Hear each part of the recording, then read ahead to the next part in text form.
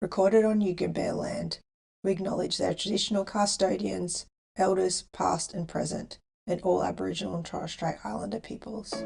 Please note that MP in Progress is an independent project and is not affiliated with any health service organisation.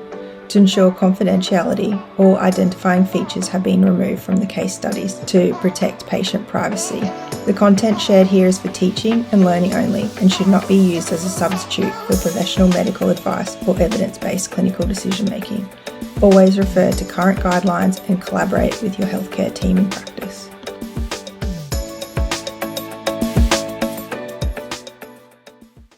Where's my little thing? Little content creation, hey? Wow, should I wear my stripy shirt or not? Probably not. No? I don't know, it doesn't matter. I don't care. Look, this is our first video podcast and you're a special guest. Panda may make a special appearance in the back. Of course, I already warned the viewers that we're going to have this on here. Talk about jiu-jitsu. Jiu-jitsu. Yeah. Okay. You ready to start this? Yeah, sure. You want to check the sound? Check, one check. Don't know, hopefully it's working. Okay, all right. I'm recording it on 2 devices, so if one fails, yeah. All yours. Hopefully, it'd be pretty unfortunate if both things failed, hey? No, we just had a conversation that will never see the light of day. Yeah, but I don't want that to be missed because all of this content is great. I don't know what episode I'm up to now. Probably doesn't even really matter, does it? 8? 8. I saw Ryan was 7. Was Ryan 7?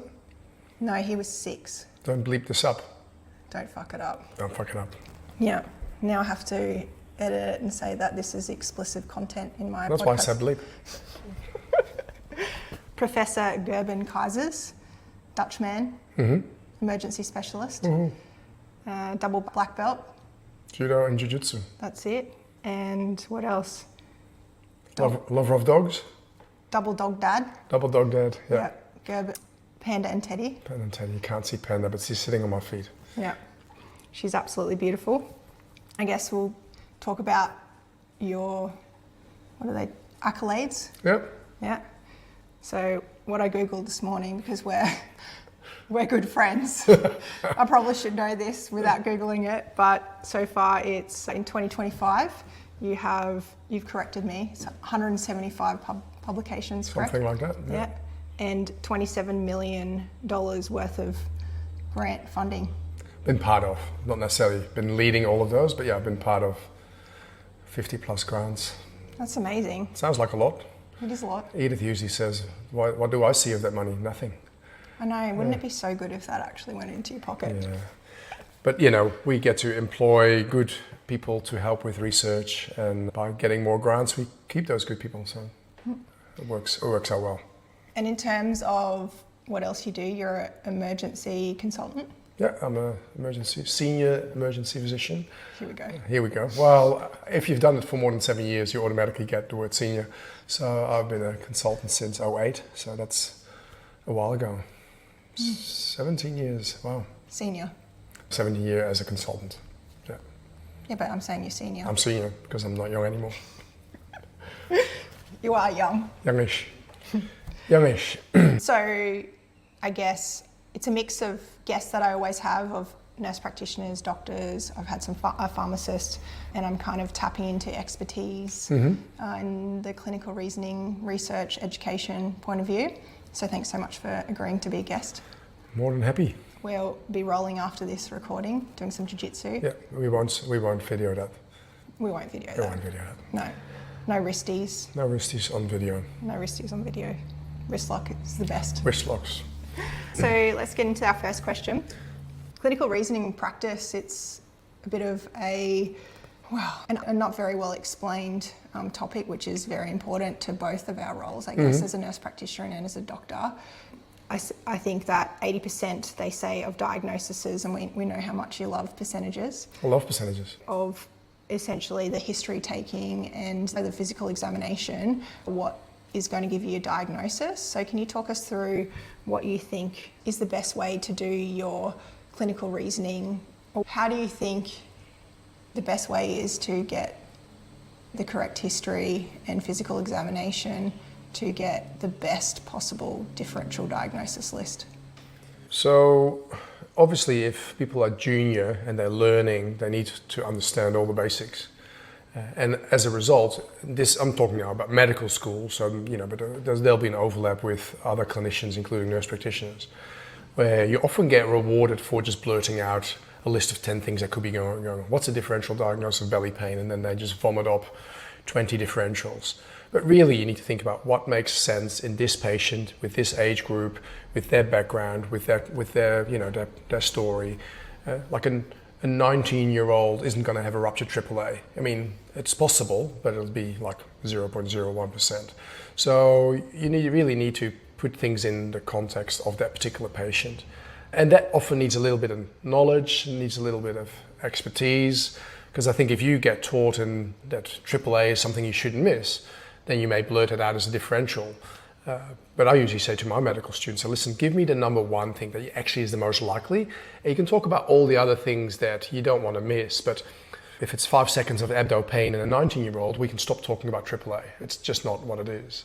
So I think a lot of it comes down to really being able to be a detective, ask the right questions, and not be satisfied. If somebody says, "Oh, I'm dizzy," okay, let's move. Oh, so they were dizzy. Now tell me about what does it mean for you? Were you unsteady? Were you thought you were going to faint? Was the world spinning? How long was it spinning for? Was it only spinning when you're moving?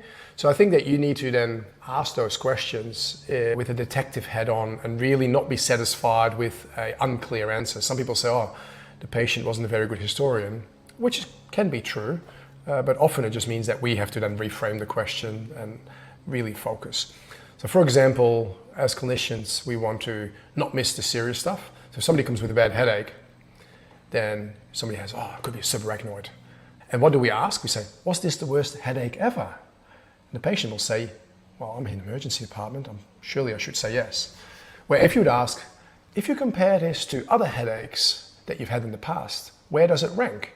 They're more likely to say, they may not give you that yes-no answer. They may say, I've had worse. Or if we say, was it a sudden onset headache? Because we want to make the diagnosis. Then they may more likely to say yes and say, tell me from when you noticed it to it reaching its maximum, how long did that take? And then they'll say, it was pretty quick. It took about an hour. It took an hour to get to the maximum, therefore very unlikely to be a subarachnoid. So I think those sort of things are skills that you get with experience, and I think good supervisors will prompt the learner to be detectives and ask more detailed questions and not be satisfied with, it was a sudden severe headache. Well, tell me about how sudden, tell me about how severe. So I think that it's tricky, but I do believe that the great majority of people will have a working diagnosis that is likely correct based on history and exam alone, but because we've got such good access to all these things, we end up doing them. And sometimes it's necessary, but sometimes we overdo things.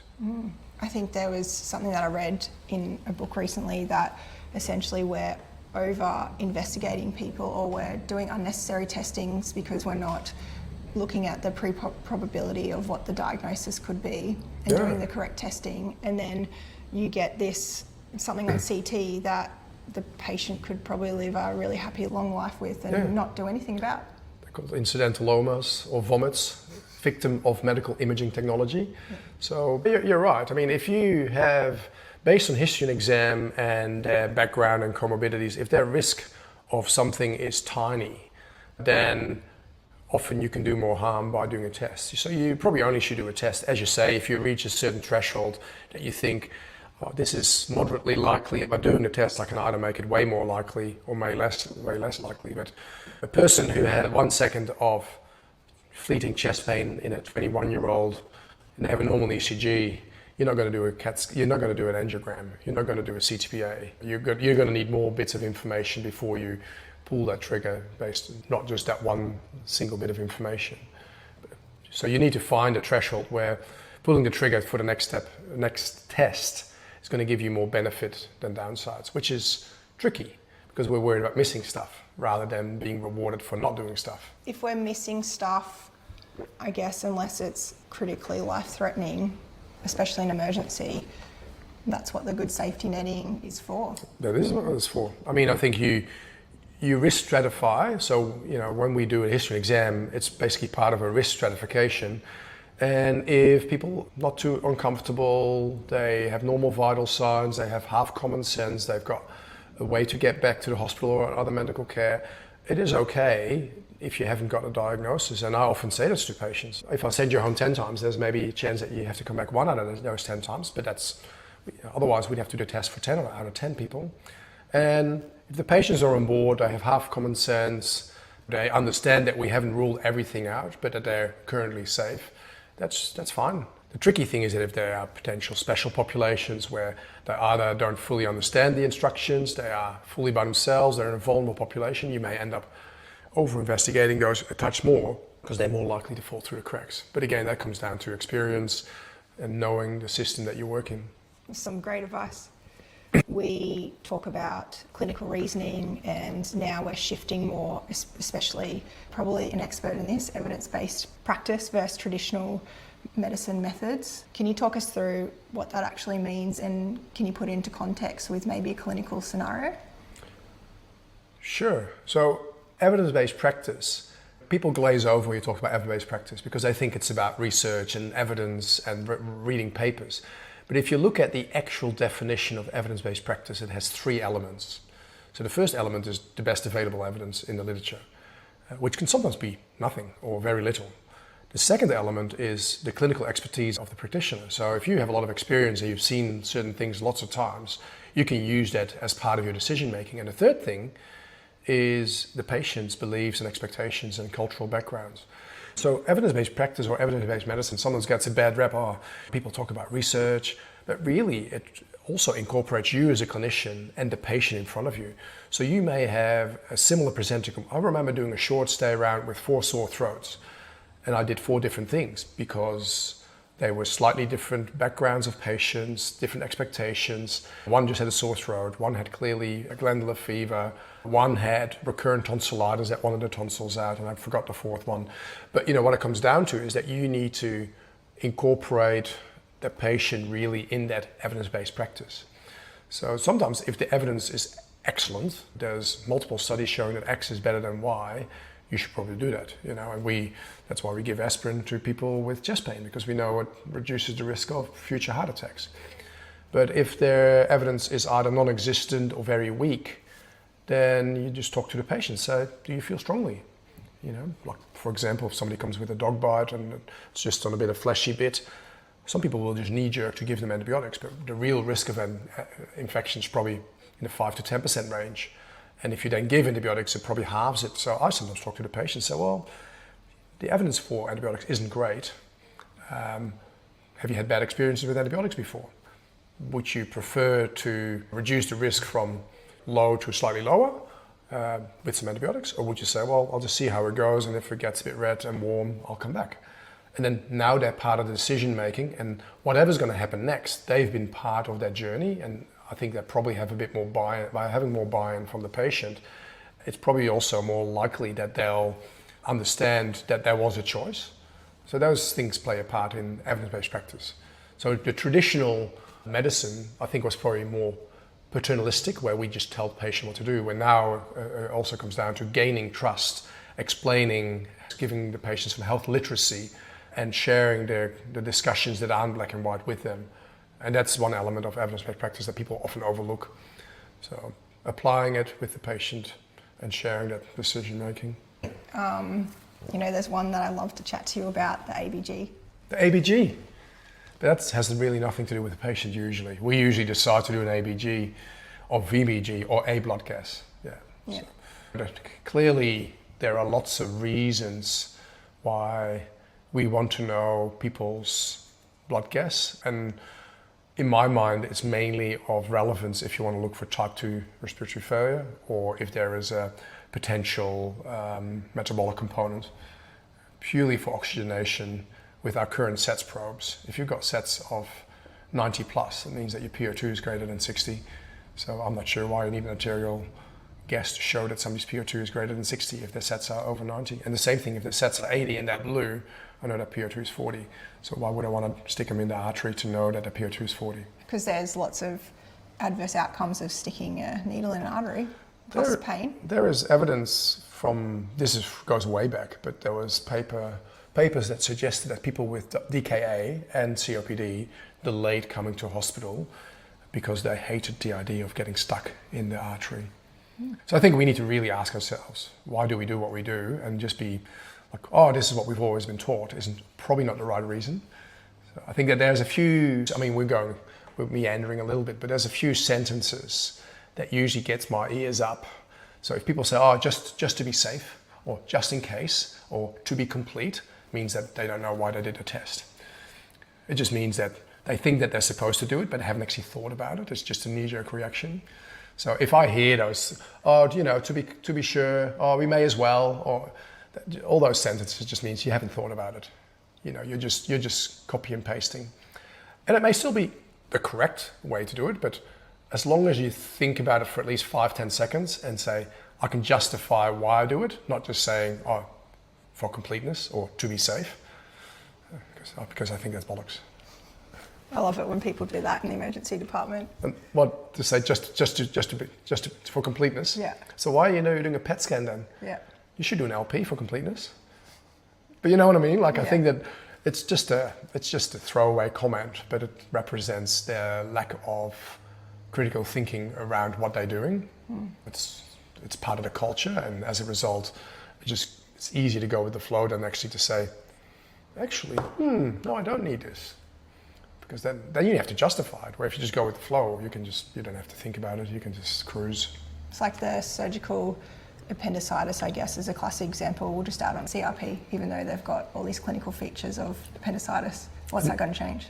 A negative CRP isn't going to rule it out. Exactly. The positive CRP means that you're still doing the same thing. These are the things that it also has to do with them gathering information in an efficient manner. So if they're in clinic and they've got 3 others waiting, if it's a grey story and it's not black and white and it may avoid doing a CT, then it could be reasonable in certain contexts. But I sometimes say, listen, we can do it, but let's say it's normal. They still have rebound, they still have guarding, they still have migratory pain to the radial fossa.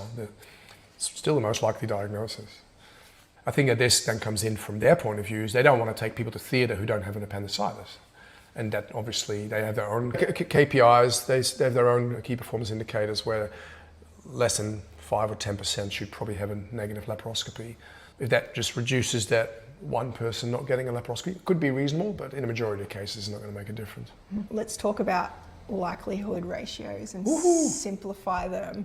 We talk about pre-probability of what your diagnosis, testing of the diagnosis, and we use these likelihood ratios. Can you simplify it? Because they're quite complex, but I think that they've got some very beneficial added value. So any patient who comes to the door, every question you ask them will make a certain diagnosis more or less likely. So if a patient comes and says, I've got a cough and I'm short of breath, you probably start thinking some viral infection. So you ask, do you have a fever? They said, yeah, I've had a fever, 38, I've measured it. Okay, that is now a positive finding, and having a fever would have a positive likelihood ratio of a chest infection that is maybe 2 or 3. So now it makes it more likely from where you were. And then you can listen to the chest, and it may hear some crackles in the right lower zone. That finding may also have a positive likelihood ratio of it now being more likely to be a chest infection. And then you could do a chest x-ray, and now you see consolidation. That also has a known positive likelihood ratio, which may be 5 or so. All those numbers, nobody really knows because it depends on the context of that patient. But obviously, in a childbearing female who has a beta HCG that is in the thousands, the likelihood ratio of them being pregnant is going to be in the hundreds.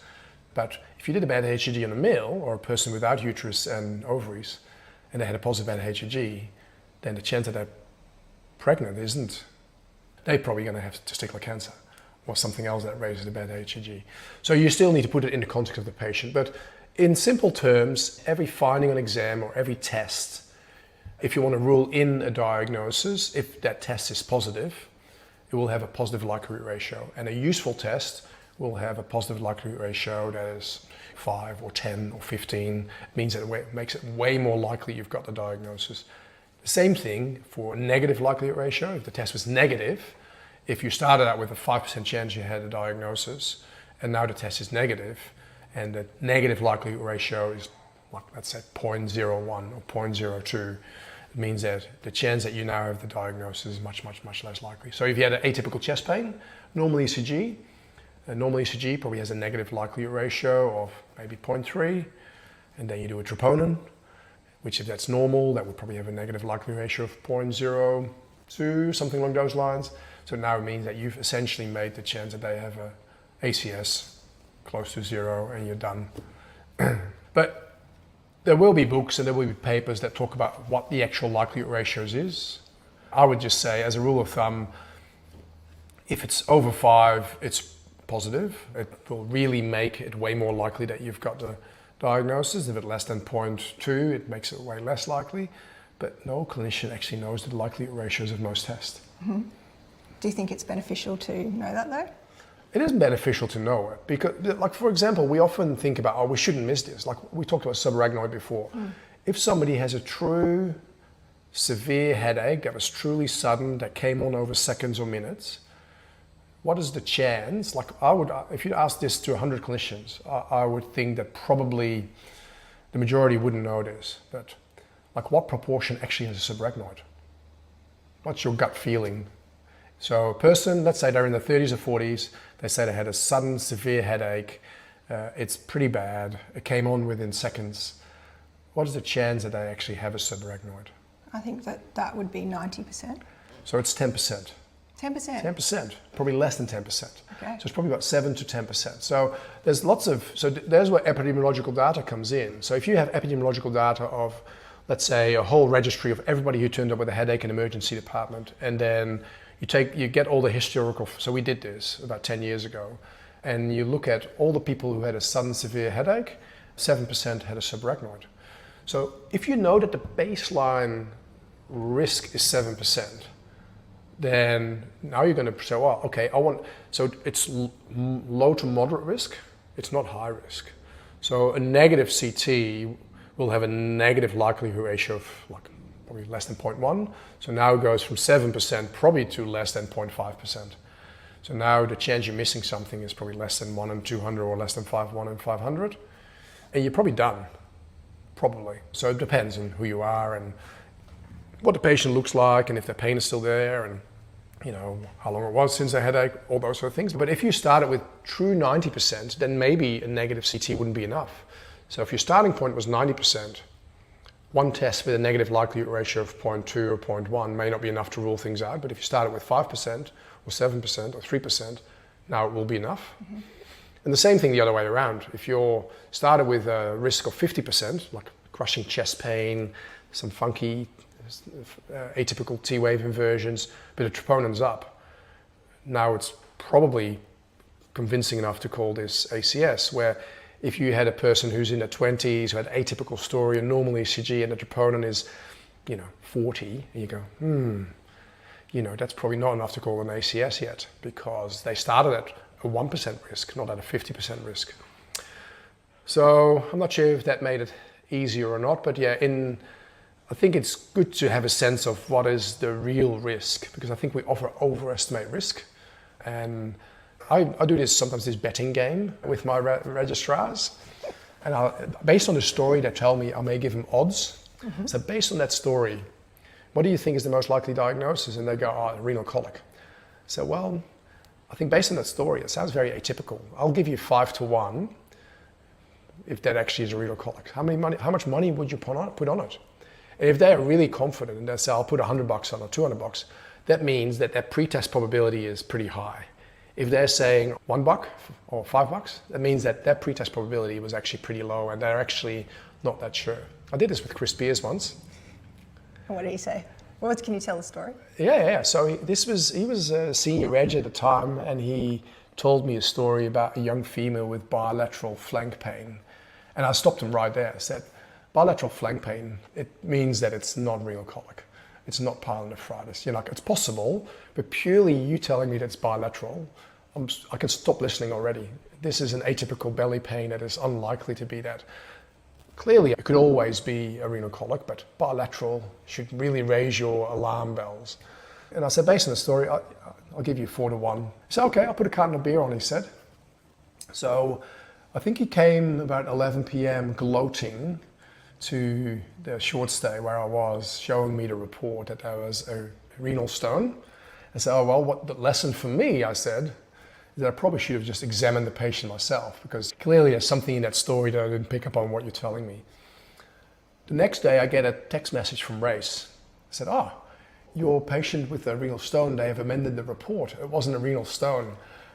So it turned out that it was a phlebolith, so it was like a false positive, like what we talked about before. A person who probably never needed a scan had a false positive finding that was interpreted potentially as a renal colic. But she just had a little calcification that wasn't a renal stone. So she had undifferentiated abdo pain that wasn't a renal stone, wasn't pyelonephritis. And obviously I couldn't take any beer from Chris because I was his boss at the time. It was a virtual bet. Yeah. That's a good story. Yeah. I love it. We talk about guiding our practice by utilising algorithms. Worm helped us with the surgical, and there's other algorithms that we can kind of use. But probably another example is P, the perk, Wells, but it might not always be applicable into what we're actually trying to rule in and rule out. Can you talk us how to use these tools appropriately? Well, clinical decision rules shouldn't be called clinical decision rules. They should be called clinical decision tools or clinical decision aids or clinical decision guides, because all these tools, they're based on experienced clinicians' gestalts. And the reason why certain elements have made it into a clinical decision rule is because experienced clinicians have found that if you're unconscious after a head injury for half an hour and you had a big seizure and there's brain coming out, that makes your risk of a traumatic brain injury much higher. But you know what I mean? Like, I think that certain things, they're almost like a checklist, and it's a simplified checklist. So for a junior clinician who's trying to get his or her head around doing a good history, being efficient, learning how to write all the medications, they won't know all the differentials. So a clinical decision tool is often helpful. Okay, have I actually asked about exogenous estrogens? Have I actually asked about immobilization? But what does immobilization even mean? And then you have to go back to the paper. So it actually meant that you had to be immobile for 3 days after a moderate. Like, driving from here to Bundaberg is not immobilization. It doesn't count, And they had a flight. Yeah, it was from here to Whitsundays. It's not even a flight. It's like you just go up and go down. You're not immobilized. If it's 45 minutes, it doesn't count as a flight. So I think people get a bit carried away, and as you say, it's easy to tick the boxes, but you actually need to know why you're ticking it. And the other thing is that these decision tools are made with certain entry criteria in mind. So you can only really apply the PERC, so the PE rule-out criteria, if you're actually considering this may potentially be a PE. And again, in that person who, if somebody's fallen off their mountain bike and they've got pleuritic chest pain, it's because they've broken a rib, not because they've got a PE. So we wouldn't apply PERC to that because they have a clear alternative diagnosis. So clinical decision tools are there to make sure you don't forget anything. They shouldn't be used as a rule, they should be used as a guide. And I think that if you're uncertain how to apply them, I would probably just bounce it off either another clinician or supervisor to say, well, how do you deal with this? Because I think it's appropriate to deviate from some of these rules based on clinical gestalt or clinical experience. There will be people who are at higher risk who don't have any of the criteria in Wells or PERC, or some people who are clearly low risk. If you're 51 and at a heart rate of 101, all of a sudden you're PERC positive, but if you're 49 with a heart rate of 99, it was PERC negative. It's the same patient. It's a random cutoff. So the tools are there as a checklist. They're there to help you make sure you don't forget obvious things, but I don't think we should blindly follow them. Yeah, I'm not sure if that makes life easier or harder, that answer. No, just err on the side of caution when you're using it. I think knowing when to, like for example, the Canadian CT head rule, they've made that rule for patients who had GCS 13 to 15.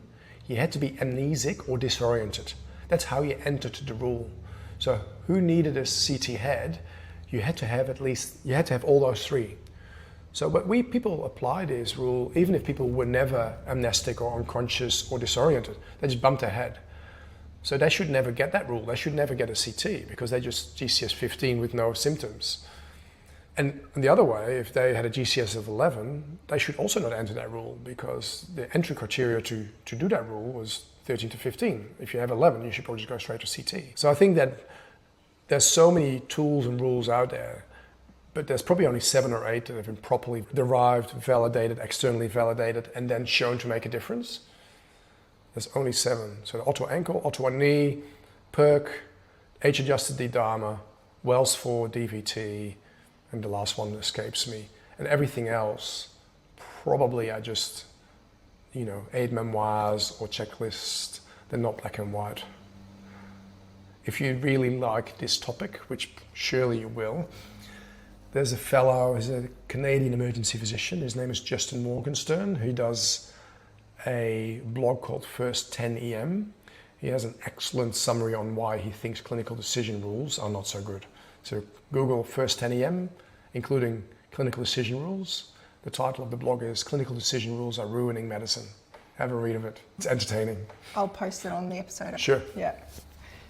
I don't know whether I feel like I probably can't have this feeling because, one, I'm not even graduated yet. I'm halfway through my You're an experienced clinical master's. nurse. Yeah, but that's even more so. I didn't even know what clinical reasoning is as a clinical nurse. Okay. So they utilise critical thinking as clinical reasoning, and I feel like they're two different things. They're interchangeable and utilise it as the same meaning, but I think that they complement each other more. Can you talk about what clinical reasoning versus critical thinking is? I think clinical reasoning is part of critical thinking, but critical thinking is a bigger overall umbrella term. So I think clinical reasoning, you need to understand what is common and what is not common. We talked about pretest probability. So if somebody comes in with loin to groin pain, they're writhing around, they look sweaty, they're in their 30s or 40s, they've got blood in the urine, it's probably going to be a renal colic. Still have some other things in your mind, but they're probably going to have a renal colic. So, but because you've seen it before, it's a common condition, this is the textbook, so this is clinical reasoning, you probably need to go, okay. And when I say this is likely, it's probably 30 to 40%, because we often overestimate. It's probably 30 or 40, 50%, but that's pretty high. So that's your clinical reasoning. So you need to have, based on history, based on exam, based on what you see on the bedside, the fact that the blood in the urine, that's your clinical reasoning. You get a sense of it. Let's say there was no blood in the urine. It's probably still going to be a renal colic, but now it's gone from maybe 50% to 20%, but still the most likely working diagnosis. So knowing pretest probability, how common a condition is, how tests affect that likelihood, I think that's clinical reasoning. Critical thinking has more to do with the way we think about thinking, how our own mood, how the processes around us, how hunger, how noise, how distractions, how interactions with other humans, how it affects our decision making. And I think that if I'm well fed, had a coffee and it's my first patient of the day, I may be more inclined to ask that extra question than if it's the end of the shift, I'm tired, there's been 17 mental health patients screaming the house down and I've got a headache. So I think that critical thinking is understanding your own limitations when you're potentially weaker and maybe more prone to make an error in your decision making because of whatever reason. And this is where the type 1 and type 2 thinking comes in. So this is where if you do pattern recognition, like the renal colic, that was a clear pattern. But if it isn't typical, if they say it's bilateral and they're not writhing around and they're a bit older and it's a bit more central, now you go, I'm trying to put a square peg in a round hole. So if you think that it doesn't quite add up, rather than trying to make it fit, you just have to take a step back. I think that's critical thinking. Understanding that if it doesn't quack like a duck, it's probably a different water bird. It's probably a swan or a different animal, but you need to actually be aware, okay, this doesn't quack the right, I have to take a step back.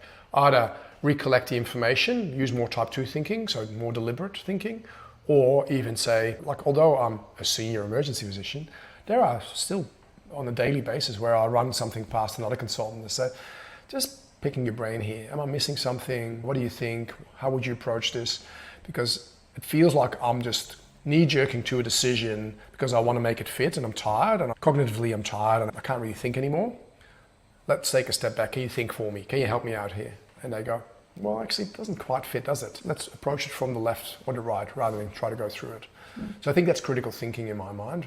Awareness of your own cognition, how you make decisions, and clinical reasoning is just part of that. That's how I see it. Yeah.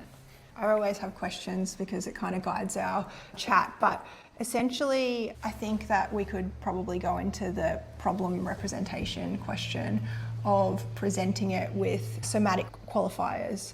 So essentially there's a book that I've been reading, I'll post it, there's a podcast that I'll also link to it. You've kind of stuffed up my page here, but that's okay. But they talk about framing when you've taken your history and examination and you're presenting and your tests, presenting the problem with semantic features in terms of like acute on chronic. We talk about the pain of being sharp.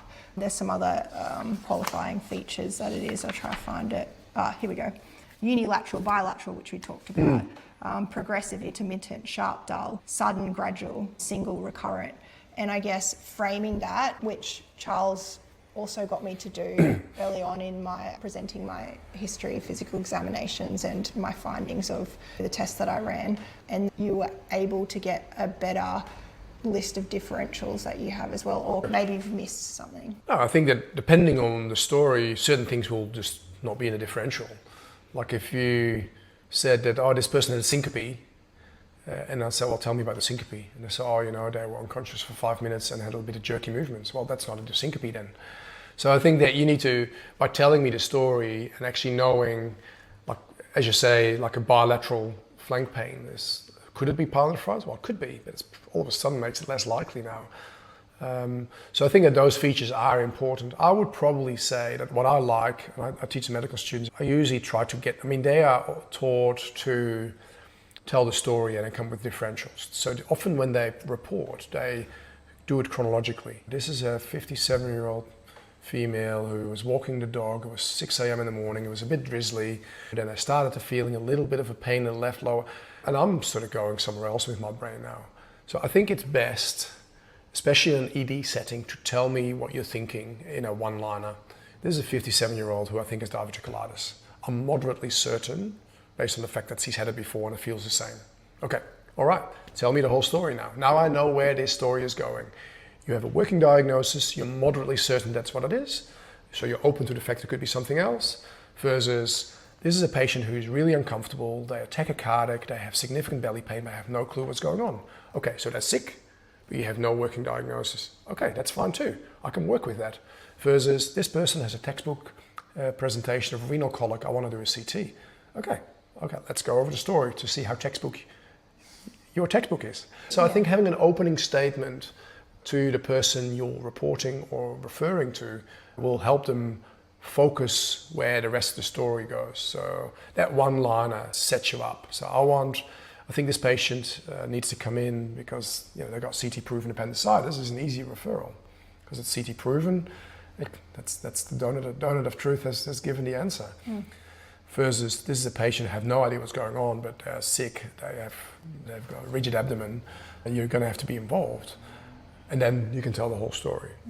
And the qualifiers, I think certain qualifiers probably have more use than other qualifiers. So I think that timing and time pattern and indeed locations like bilateral, unilateral is probably more helpful than the type of pain like dull, sharp, heavy. I think that they're all very personal and even severity. Like some people, as we know, some people, they look like in horrible pain and they'll claim it's 3, and some people that texting away and they're look very comfortable and they have a 9 or a 10. Doesn't mean that they don't perceive it as a 10, but I'm not sure if that actually changes my differentials a huge amount. I think if we're talking about likelihood ratio, it would only move the needle a touch. It'd be a likelihood ratio of 1.1 maybe, or 0.95 rather than 5 or 10. So yes, the qualifiers have some importance, but I personally like the opening statements where you summarize what is your working diagnosis, how likely do you think it is, and what are your next steps. And that could just be a 1-2 sentence. And then based on that, okay, that sounds like you're pretty certain. Can we just quickly go over the history? Okay, ticks all the boxes, exam, yep. And I'll be listening for the non-quacking sounds. Is this a duck? That was a duck sound. Oh, this doesn't sound like a duck. That's a bit atypical. Why do you think it's still a renal colic? Because that's a bit atypical. That's probably how I would then supervise or provide feedback on that history. I've got 2 questions for this. One, I'm going to say it before I forget the 2 questions, by the way. The first one is, how do you learn that skill? Is it just time and really good supervision and teaching?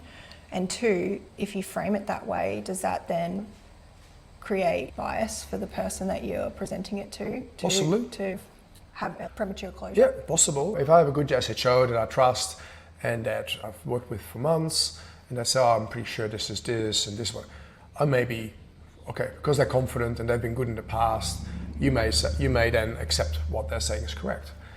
Again, my job is to make sure that there is nothing atypical in that story, so this doesn't quite add up. I should go see that patient.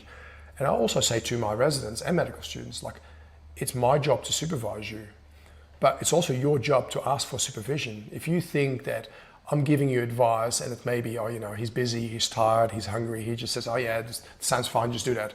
You can say, oh, actually, I'm not quite certain. I was not certain about this abdominal exam. Can you come with me and re-examine the belly?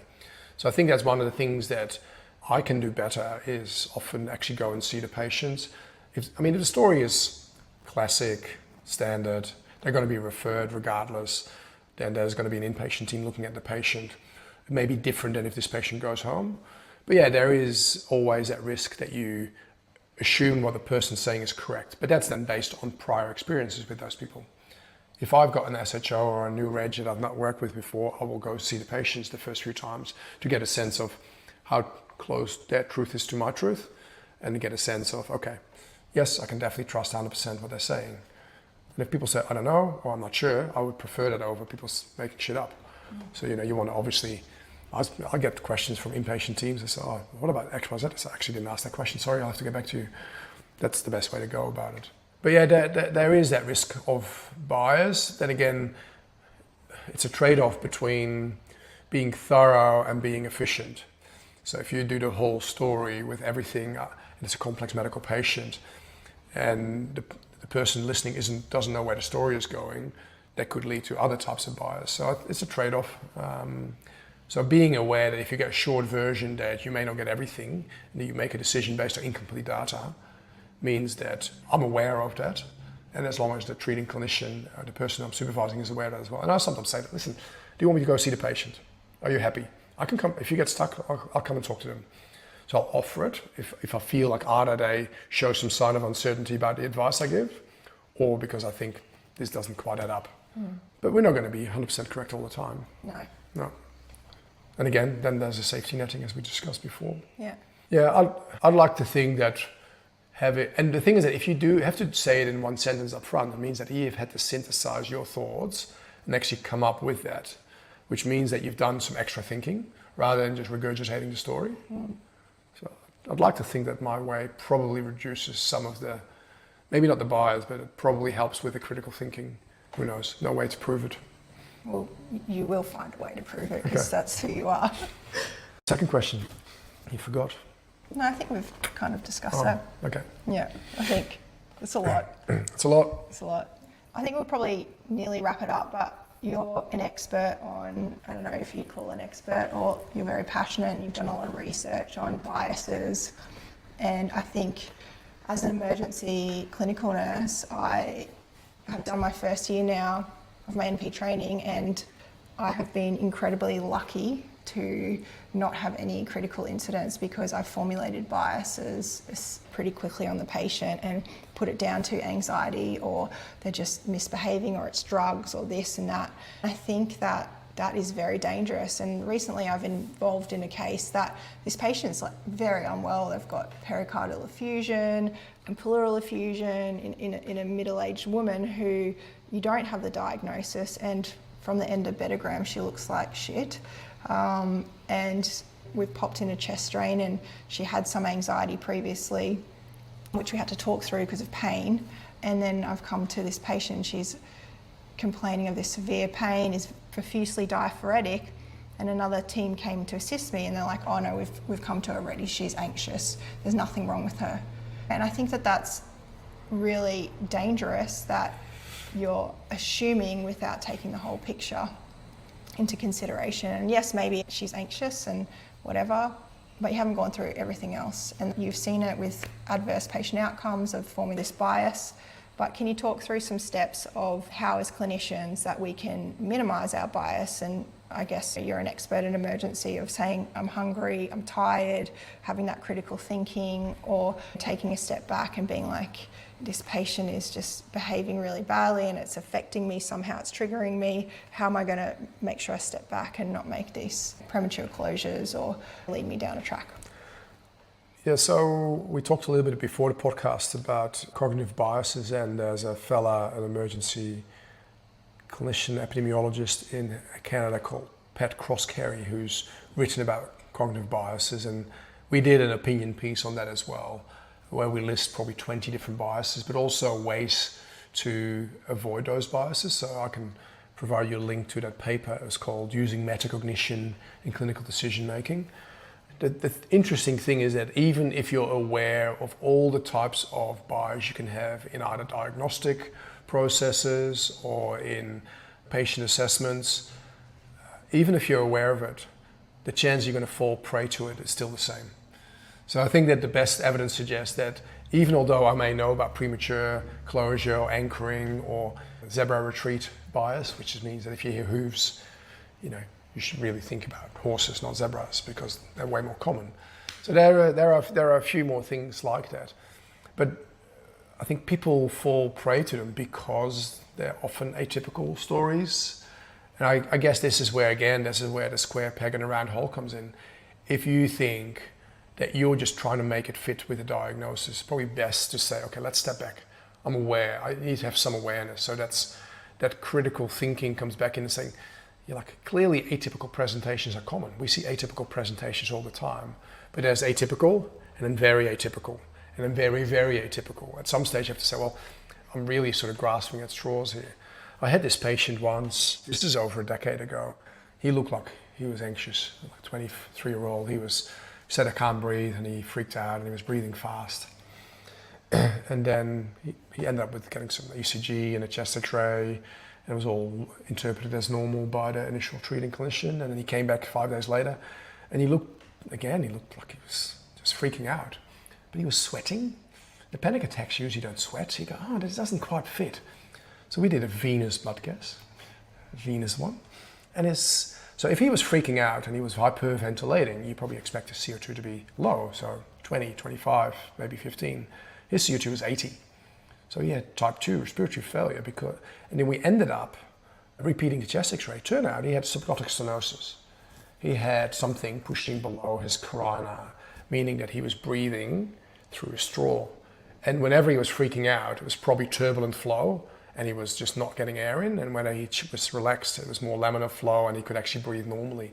So he ended up with I think it was non-Hodgkin's lymphoma that was circumferential trichotillomania. So he got intubated with a awake intubation, and he ended up in ICU with chemo and radiation over that area, and did well, survived. But again, you could say, the fact that they're representing is a yellow flag or red flag or orange flag. I don't like red flag only. I think you should have gradations of flags. Certain things are just a yellow flag, other things are more orangey. Some things are red, and then you've got purple and black flags as well. But red flag sounds so binary. But yeah, he was sweating, which you don't really see in the panic attacks. So then you go, okay, let's look a bit harder. But he, for all intents and purposes, he looked like he was having a panic attack. Well, it probably was, because he couldn't breathe, because he was breathing through a straw. I think sometimes just checking with yourself, am I putting a square peg in a round hole? Or if you're not quite sure, just get a second person to think along. So this is atypical. And we see it all the time. We see people who are agitated, who are behaviorally disturbed. So it's the classic, they're just drunk, but clearly they also have a head injury and they're drunk. So I think but we can sort of recognize what a drunk, behaviorally irritated person did versus a cerebrally irritated patient who's got a bleed. But that's not always going to be. Yeah, can you be sure? You can't be sure. Yeah. Like if there's no sign of head injury and they're just belligerent, then it's different than if they are clearly confused and there is an egg on the head. So again, the biases, and again, you still don't have to have all the right answers as long as there's appropriate safety netting. But sometimes the people who are the most challenging are the hardest to safety net. So then you may have to just think again and double check. But yeah, being aware of the biases don't seem to necessarily reduce them, so you really have to take a step back and say, okay, this doesn't fit, let's think again, let's get somebody else to think along. And people like to disagree, so if you ask somebody else for the opinion, they'll probably give you a different opinion. Actually, now that you've said that statement, I've been learning how to grow my podcast. They said a way to grow your podcast is, or like any type of social media, is to create a fake account and make a negative comment on it. All right, and people will just... Watch it grow. Well, this is interesting, like you refer patients to inpatient teams and you say, this is slam dunk admission, and they'll go, they want to disagree. But sometimes I go, oh, I'm not sure if you need to see this patient. They probably don't need to come in, I just want some advice. We'll come and see the patient. It's really interesting. This sort of reverse psychology seems to, I don't know what it is. You know, like I had this patient that had a cardiothoracic patient, and I was pretty happy. There was very unlikely something going on, but hey, they just had their chest cracked 10 days ago. So listen, I just want to know what your threshold is. What is your test threshold to do something? You know, would you do a CT based on this and this story? I think because their vitals are normal, they're completely fine, their scar looks okay, and they have an alternative explanation for the symptoms, I think they can probably go home with outpatient follow-up and say, oh, we'll come and see the patient. So it's so interesting. If I would have said, listen, I want to do a CT, can you come and see the patient? They'd say, oh, they could probably go home. We like to disagree. Yeah. We want to be smarter than the other person. Which is such a shame, hey? I think it's in the end of the day, it's sometimes tricky that we are actually there for the patients, not necessarily to see who's better or cleverer. And one of my other recent, well, not recent, probably the last 5 to 10 years, if a registrar wants to do something, I said, what do you want to do? I said, oh, I want to do A. I said, sounds good, reasonable. I said, what do you do? What would you want to do? I said, I would have done B. But A is completely reasonable. You can sometimes do 3 different things that are all reasonable, that are all fine, that are all defendable, that if the patient are happy, the treating clinician is happy, you can pick A. The fact that I would have picked B doesn't mean that so I think that actually providing people with the confidence to make their own decisions and supporting their own decisions, even if you would have done something else that was marginally different, is probably a way to grow people's confidence and their identity as a clinician and say, okay, let's go with this. You ask me for advice, you don't have to follow the advice. Yeah, but I respect you, so I always follow you the advice. But I may frame it as, listen, I would do this, but it depends on the patient. Do they feel strongly? Like as I said before, with the antibiotics and the dog bite, I may have that conversation and some patients may go home with, and some people, so this exact same patient could have 2 different pathways that could both be reasonable because they bought into that. And if you, as the treating NP, said to me, I've discussed this with the patient, they had a bad reaction before, they usually get diarrhea, they prefer not to have antibiotics, and I've safety netted them to come back if it gets infected, fine. But again, that's having the information and presenting it to the patient with the risk versus benefits. And really, if you don't know it, spending that extra time deep diving into the risk versus benefits, right? Yeah. Which, as a clinician these days, we probably don't have time. No. Well, I think if you see something commonly, it's not unreasonable to have a fair idea about risk versus benefits. And we often overestimate benefits and we downplay the downsides. I guess this is a segue into your size doesn't matter paper. Oh, the chest drains. It wasn't, but I'm happy to talk about it if you want to. I think that again, when people have a spontaneous pneumothorax, people look at the x-ray, and because the picture looks impressive, you want to treat the picture. And again, you need to take a step back and say, what are we treating? We're treating the patient. Let's say you, as a young, healthy person, youngish, let's say you had a spontaneous pneumothorax because you were doing too many... Never done it before. No, of course, never inhaled. No. But you had a heart rate of 70, sets of 95, your pain was 3 out of 10, you felt like you couldn't run up the stairs, but you weren't short of breath and normal walking, and I'll offer you a chest drain. Or I said, listen, if you don't do anything, it'll get better by itself. It'll just, before the x-ray looks pretty again, it may take 4 to 6 weeks. You can't fly in that time. Would you prefer me to make the picture look better quickly? Or would you like to just watch and wait? It's interesting because if you ask that question in a registrar, 9 out of 10, or probably 95 out of 100 will say do nothing. But obviously they all want to put a chest drain in because they want to get that experience. Well, if you wouldn't want it done on yourself, then you probably shouldn't do it to the patient. For the listeners who haven't read the paper, it's about spontaneous pneumothorax that are large, I guess, and that previously would put a chest drain in even if they weren't symptomatic, or maybe mildly symptomatic. And you've done a paper which has provided evidence that, 100% of the time there's no adverse outcome when left alone? So of all the patients who had conservative management, some got a drain, but that wasn't necessarily based on clinical features. I think that had to do with the fact that the x-ray didn't improve and the clinicians were nervous. So nobody had a tension pneumothorax, nobody died. So the decision to put a drain in probably had to do with either clinician preference or systems that were in place rather than true patient instability. But yeah, I think that what it comes down to, in a patient who's hemodynamically stable, you can have conservative management as an initial approach. Some people will have an ongoing air leak, or they may have big, large blebs. They may still need an intervention down the road, but it could potentially be an elective procedure by cardiothoracics, like a wedge resection or a pleurodesis. But that doesn't have to necessarily be done with a drain first in ED. You can probably just say, well, you've got a moderate-sized pneumothorax that isn't getting better, probably because there is a large bleb, and let's plan you for a pleurodesis or a VATS procedure. Any summarising thoughts you can run tips and tricks? I think that evidence-based medicine and critical thinking, it's a bit like detective work, and you need to engage. You need to find your own style as a clinician. You know, what works for you. Do you want to be? Are you risk averse, risk tolerant? Understanding your own levels of tolerating uncertainty. Having an idea about what you want to read up and around, so you get more idea of what the real risks and benefits are. Not being satisfied with simplistic answers. Push a bit further, dig a bit deeper, and understanding that clinical decision rules are tools and don't have to be followed blindly. You still need to use your brain. And that evidence-based medicine is incorporating your clinical experience as well as the patient experience and expectations. So you can deviate from best practice if you as a clinician think that for that patient with that background, with those expectations, it may be better. So it's not a black and white recipe. You can sprinkle some extra pecans in. You can make it a crunchy cake. Sprinkles. Yeah. Sprinkling. Yeah. Well, thanks so much for today. It was amazing. Let's go roll some jiu-jitsu, Hagen. Sure. Yeah. Thanks again. Thanks. Thanks for tuning in to this episode of MP in Progress. I hope it gave you some valuable insight and inspiration as you refine your clinical reasoning process and progress on your journey.